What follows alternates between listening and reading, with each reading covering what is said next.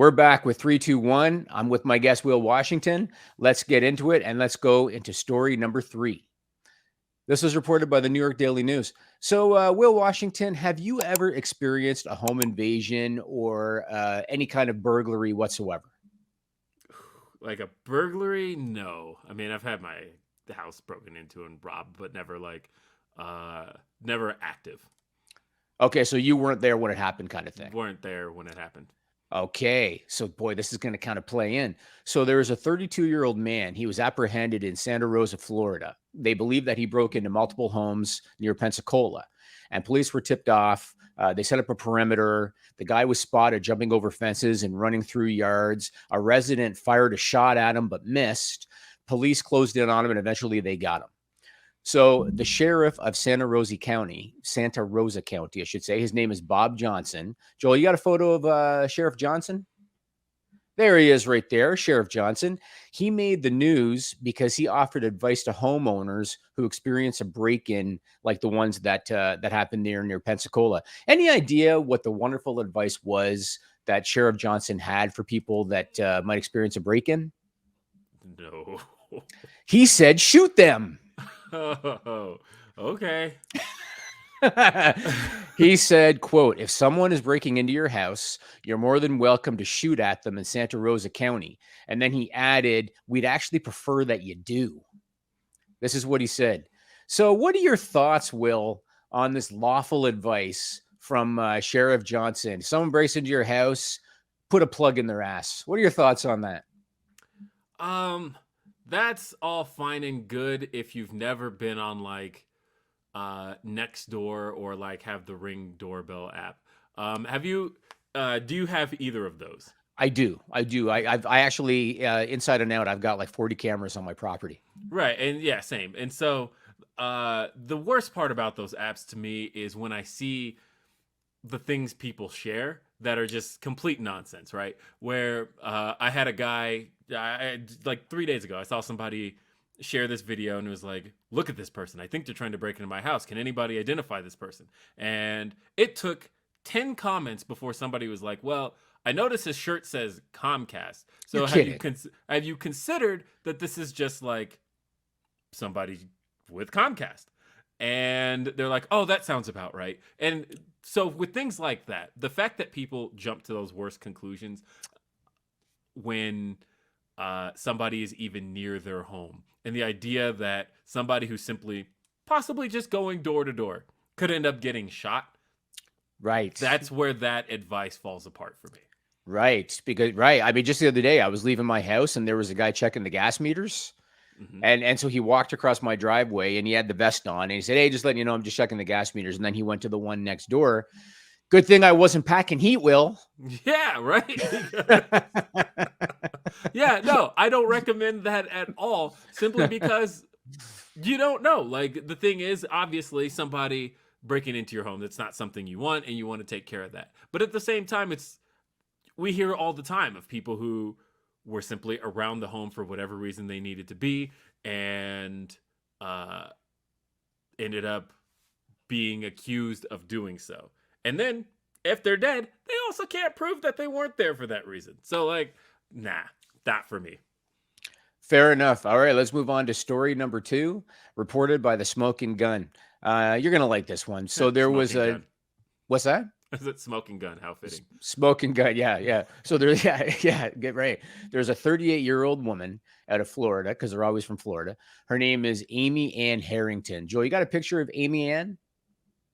There she is right there. Pretty young girl. She was involved in a crash near her residence, and police suggested that she was drunk. She smelled of alcohol. She had slurred speech. She was unsteady on her feet. This is all according to the police report. So they had her undergo a field sobriety test there at the scene. What happened next, Will Washington? She passed. She broke out dance moves across a variety of disciplines, including ballet and Irish folk. Hell yeah. If there was ever a way to pass, I mean, granted, I would think that person is on something else at that point, but why not? If you got it, show it. Why not? That should have been the cop's response. He should have looked at her doing an Irish jig and said, why not? Yeah. But unfortunately, she was arrested on a DUI charge. She refused to take a breathalyzer. She was booked into county jail and she was released on bond.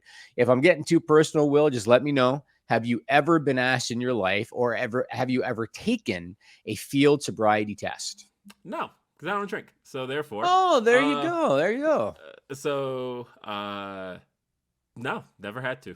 You are straight edge. I am. And There's actually a tattoo on the back of my neck that most people have never seen in my podcasting form, but there is a tattoo on the back of my neck indicating so. Very interesting. And was there a reason why you chose not to drink? Like, did something happen in your life, or was it just like a personal decision that you made? Like, where did that come from?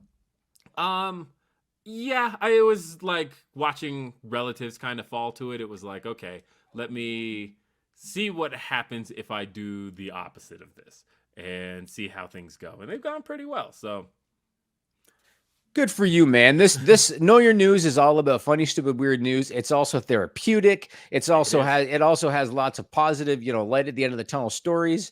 Good for you. Well, let's go to story number 1. This was reported by the Gulf News.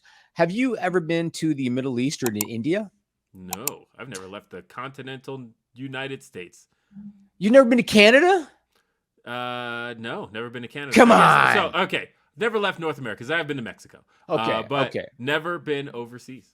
Never been overseas. Okay. Do you like Indian cuisine? Like, what about samosas? Oh, yeah. Love Indian cuisine. You love Indian cuisine. Okay, good. So there's a restaurant in Jeddah, and they've been around for more than 30 years. And they make samosas, and that's what they're known for. One of the things that they're known for. They prepare the meat and chicken and cheese and all kinds of good stuff. Unfortunately, after over 30 years, this restaurant was forced to close. Will, any idea why the restaurant, after over 30 years, was forced to close? Has to be some kind of outbreak. They were preparing the food in the bathroom.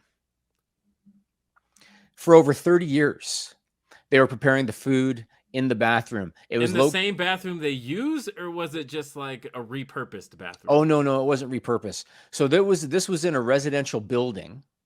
All of the workers had no health cards and violated residency laws. They prepared meals and snacks in the washroom. Some of the food that they confiscated had expired 2 years prior.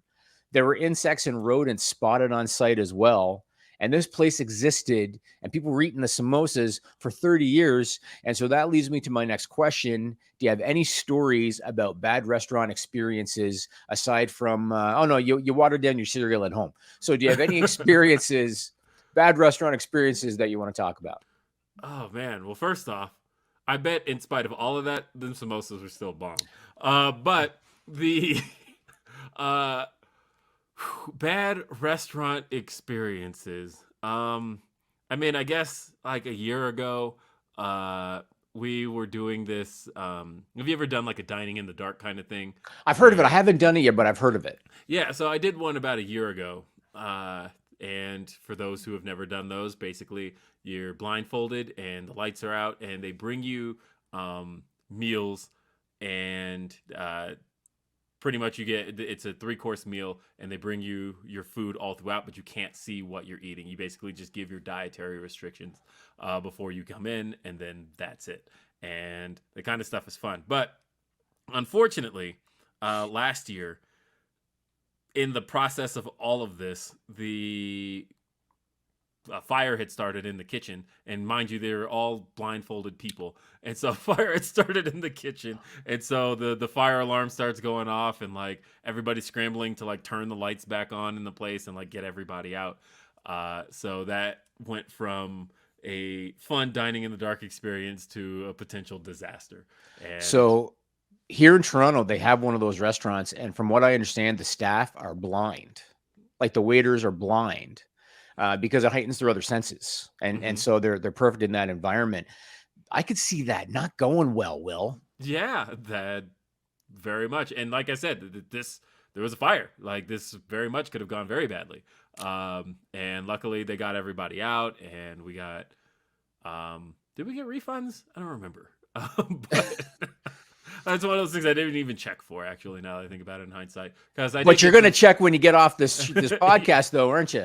I'll probably check. Nah, whatever. I had some bacon wrapped scallops that were like phenomenal. So or at least I think that's what they were, because I was blindfolded. But either way, good time. I went to this place called Fire and Ice, Mhm. and it was a place where you picked all the food raw and then they cooked it for you. And so Okay. they had everything. They had a whole spread of everything. And I went there and I thought, this place is awesome. This is going to be a regular place on my my regular routine, whatever. This place is awesome.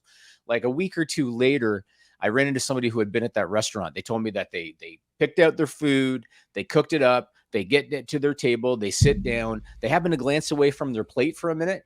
And when they glance away, they hear a sound like something dropped, like on the table, like a thump, like a little thump. And they look back, and there was a cockroach that apparently had somehow made it from the ceiling, dropped into the middle of their plate. That restaurant was done within a few months. Oh, yeah. Easy. Unfortunate. Well, that's it for 3-2-1. Once again, I want to thank Will Washington for being here with us. Very informative show, Will Washington. Thanks very much for your time, my friend. Thank you for having me, Jimmy.